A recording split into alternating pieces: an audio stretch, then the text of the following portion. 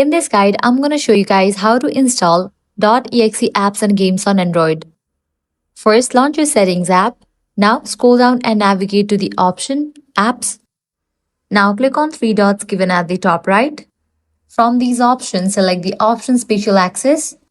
Now, you're going to find list of options. Scroll down and navigate to the option Install Unknown Apps. Here, you'll see a list of apps. If you're downloading with Chrome, tap on Chrome and enable Allow from the source. Do the same for any app you want to use for downloads like Bluetooth or file managers. Now, open your Chrome or the browser you are using.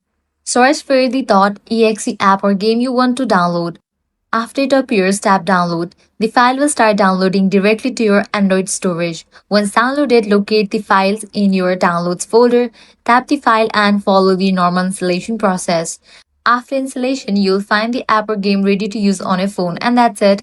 By enabling unknown sources and downloading the file to Chrome, you can install .exe apps and games on your Android device. If this guide helped you out, do not forget to like, share and subscribe.